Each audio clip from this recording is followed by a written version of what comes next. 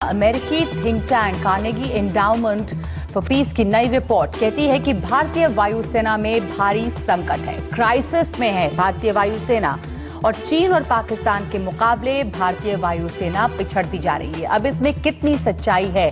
जब पर जिन्होंने रिपोर्ट लिखी है एशले टेलिस, वो बड़े जानकार माने जाते हैं और तमाम देश उनकी सलाह को मानते हैं और कहा जा रहा है कि भारतीय सरकार के लिए ये पहली प्राथमिकता होनी चाहिए कि चीन और पाकिस्तान से जो फासला बढ़ा है उस पर काम करें। इस पर हम चर्चा करेंगे कि कितना तैयार है भारत।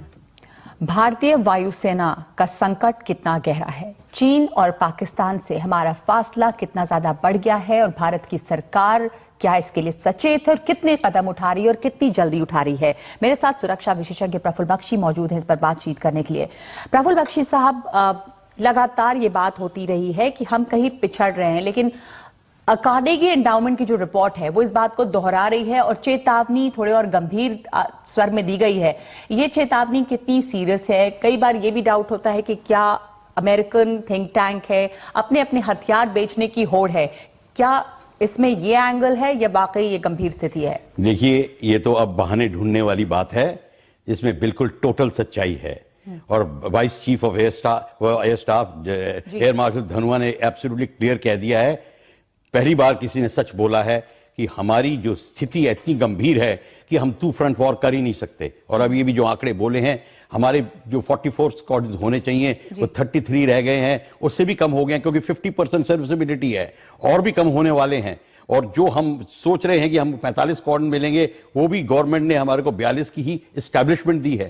तो 42 की दी है, अभी आपके पास 33 हैं, ये गैप काफी ज्यादा है। बहुत ज्यादा है। क्यों है ये? देखिए, गैप इसलिए ज्यादा है कि हिंदुस्तान, अब चाइना और पाकिस्तान की बात कर रहे हैं, चाइना 75 to 80% अपना मिलिट्री इक्विपमेंट बनाता है, हम सारा खरीदते हैं। कितना फर्क है?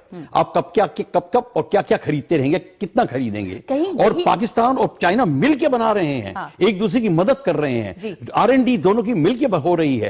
ये कितना फर्क है? हमारी R&D बिल्कुल नील के बराबर है जी। तो हमारे पिछड़ने की वजह कि एक तो हम इतना ना तो खरीद पाए और ना हम R&D में आगे बढ़े, हम डेवलपमेंट में भी इंडिजिनाइजेशन प्रोग्राम नहीं है हमारा। हम कोई भी एयरक्राफ्ट नहीं बनाते, उसका इंजन नहीं बनाते, उसका वेपन सिस्टम नहीं बनाते, डिलीवरी सिस्टम नहीं बनाते, एवियोनिक्स नहीं बनाते, आप कुछ भी नहीं बनाते। और ये एयरफोर्स की बात नहीं है, ये आर्मी और नेवी की भी बात है। नेवी शायद स्लाइटली बेटर होगी, पर ये प्रॉब्लम हमारी इतनी गंभीर है कि अब ये जो बात निकली है ये एब्सोल्युटली, आपने जो बात अभी उठाई वो बहुत वाजिब बात है और बार बार हम इस पर चर्चा करते रहे हैं। और कार्नेगी एंडाउमेंट फॉर पीस में जो एशले टेलिस ने लिखा है, जो बड़े जानकार इस इलाके के माने जाते हैं, साउथ एशिया के, उन्होंने ये भी लिखा है कि जो डिलेमा है भारत में वो ये भी है कि टेक्नोलॉजिकल सुपीरियोरिटी को आप बनाए रखें और साथ साथ आप सेल्फ सफिशिएंसी भी चाहते हैं। सेल्फ सफिशिएंसी वही है, और self sufficiency and technological superiority, टकराव इसमें है। देखिए, सेल्फ सफिशिएंसी आपकी तब आएगी जब आप अपना प्रोग्राम्स आपके बनेंगे, आपकी टेक्नोलॉजी आपके पास में होगी। आपके पास टेक्नोलॉजी है ही नहीं। अब प्राइम मिनिस्टर मोदी जो बहुत जोर से जिस पे जोर दे रहे हैं, मेक इन इंडिया कर रहे हैं, वो इसको लेके कर रहे हैं कि हम जितनी जल्दी टेक्नोलॉजी आए और जितनी जल्दी हम उसकी बनाने की कोशिश करें ताकि भारत इस गंभीर स्थिति से निकले। हमारे को एक ही सिर्फ स्थिति में प्रॉब्लम ये आएगी कि चाइना की प्रिपरेशन इतनी ज्यादा है कि अगले 2020 में चाइना के पास में हम 800 कॉम्बैट एयरक्राफ्ट होंगे, पाकिस्तान के पास में 200 मोर होंगे। तो अब इस स्थिति को देखकर हमारे को बड़ी गंभीर चिंता हो रही है। 2025 तक मैं पढ़ रही थी, कहा गया है कि चीन कहीं भी, तिब्बत इंक्लूडेड, भारत के खिलाफ 300 से 400 फाइटर एयरक्राफ्ट उतारने की स्थिति में होगा। और हम 2027 तक ये सोच रहे हैं कि 42 स्क्वाड्रन हमारे पास होंगे। आप मान के चलिए कि चीन उस स्थिति में है, वो होगा नहीं। उसकी जो एयरफील्ड जितने ज्यादा हैं, उसकी जो logistics on the eastern border इतनी अत्यधिक है और उसकी प्रिपरेशन इतनी ज्यादा है। चाइना और पाकिस्तान मिलके उनकी जो कॉम्बिनेशन जो हो रहा है वो इतना ठोस कदम उठा रहा है। हमारी प्रॉब्लम है, हमने कोई भी जहाज नहीं बनाया, कोई भी टेक्नोलॉजी। हमारा कावेरी इंजन LCA का रह गया है, LCA बैठा हुआ इसलिए बैठा हुआ है। हम G404 की बात कर रहे हैं। जी बख्शी साहब, ये है कि हमेशा से एक परंपरागत तरीके से ट्रेडिशनली हमेशा भारत बड़ा सुपीरियर रहा, भारतीय एयरफोर्स जो है, और 71 से इस इलाके में भारतीय वायुसेना का डोमिनेंस एक तरह से रहा है। एशली टेलिस भी इस बात को कहते हैं कि आपको उसको मेंटेन करके रखना है, लेकिन उसमें आप कई पिछड़ गए हैं बहुत, और अगर इस इलाके की स्टेबिलिटी चाहिए तो भारतीय वायुसेना का दबदबा चाहिए पैसिफिक रीजन में। देखिए, पिछली अब रिपोर्ट्स रहे ना, ठीक है, 71 की बात है और इत्यादि है। हमारा उस टाइम 88 में 3:1 रेशो था इंडिया और पाकिस्तान का, अब है 1.7:1, 1.7:1, और भी कम हो जाएगा।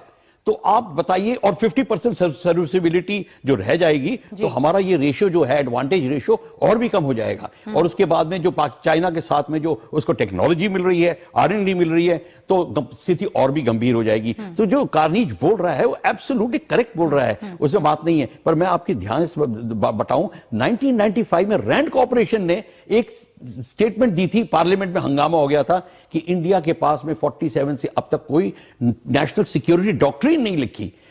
तभी आर्मी, नेवी, एयरफोर्स के पास कोई डॉक्ट्रिन नहीं थी, और ये उसका नतीजा है। जब आपकी डॉक्ट्रिन मिसिंग होती है तो आपको यही नहीं पता होता कि आप बनाएं ना बनाएं, और उसके बाद में आपको थिंकिंग नहीं है उस दिशा में, आपने प्राइवेट इंडस्ट्री को टूल नहीं दी है। That is why new government जो कर रही है वो प्राइवेट इंडस्ट्री को जल्दी से जल्दी लाने की कोशिश कर रही है। अभी तक जो लाइट कॉम्बैट एयरक्राफ्ट तेजस है, वो अभी तक उसका इंडक्शन जो है वो कहीं अभी ठीक से नहीं हुआ है, और वो भी डाउटफुल हो रहा है। हालांकि से जो बातचीत है वो अपने आखिरी दौर में है, पर अभी भी वहां समस्या बनी हुई है रफाल के लिए। रफाल की जो बन रही है, और उसके बाद में जो उसकी कॉस्ट प्रॉब्लम जो आएगी वो और भी स्थिति को गंभीर कर देगी। सो 36 रफाल की बात हम कर रहे हैं, पर रफाल की जब बात कर रहे हैं तो हम इस बात को भी ध्यान दें कि हमें रफाल को बनाना है, यहां पे उसकी टेक्नोलॉजी बनानी है, उस बात को ज्यादा जोर देना चाहिए, ना कि हमको प्राइस नेगोशिएशंस करनी चाहिए। जब तक हम इस बात को नहीं लेके अड़ेंगे, फिर बात वही हो जाएगी, आपके 3 साल बाद फिर वहीं बैठे रह जाएंगे। Air staff air marshal Dhanoa ने जो कहा था कि हम नॉर्थ ईस्ट और वेस्ट दोनों फ्रंटियर को एक साथ सुरक्षित नहीं कर सकते। टू फ्रंट वॉर अगर हो तो टू फ्रंट, यही तो गंभीर स्थिति है, और टू फ्रंट वॉर होने के बहुत चांसेस हैं, क्योंकि चाइना और पाकिस्तान बहुत क्लोज है। हालांकि अगले 5-6-7 साल में मेरे ख्याल से इसलिए नहीं होगा कि चाइना के ईस्टर्न बॉर्डर में चाइना के बहुत प्रॉब्लम्स हैं, वो हमको जो टाइम मिल गया है, 6-7 साल 8 साल मिला है, उसमें हमको ब्रेक नेक स्पीड से काम करना पड़ेगा। पर हम वो ब्रेक नेक स्पीड पर काम कर ही नहीं रहे, कि कुछ स्टार्ट ही नहीं हुआ अभी तक कुछ स्टार्ट नहीं हुआ है, वक्त कम है आप कह रहे हैं, और ये जो चेतावनी है जो कार्नेगी एंडाउमेंट की तरफ से आई है वो गंभीर है, और नई दिल्ली को इसके ऊपर गौर करना होगा कि वो जल्द से जल्द काम करे, ताकि जो फासला बढ़ रहा है पॉलिटिकल विल की जरूरत है, बड़ी कमजोर है। और हमारी जो ब्यूरोक्रेटिक थिंकिंग है, प्राइम मिनिस्टर मोदी को उससे प्रॉब्लम आ रही है। सबसे मेजर काम करना पड़ेगा प्राइम मिनिस्टर मोदी को। आप कह रहे हैं कि नई सरकार में मिनिस्ट्री ऑफ डिफेंस को ठीक करना पड़ेगा, वो करना चाह रहे हैं, पर अभी वक्त लग रहा है, और वक्त जो है कम है, और जल्दी करना पड़ेगा। शुक्रिया आपका इस बातचीत के लिए। गंभीर स्थिति भारतीय एयरफोर्स के सामने है, जिससे निपटना सबसे पहली प्राथमिकता होनी चाहिए सरकार की, ये कह रहा है अमेरिकी थिंक टैंक। इंटरनेशनल एजेंडा में आज के लिए इतना ही।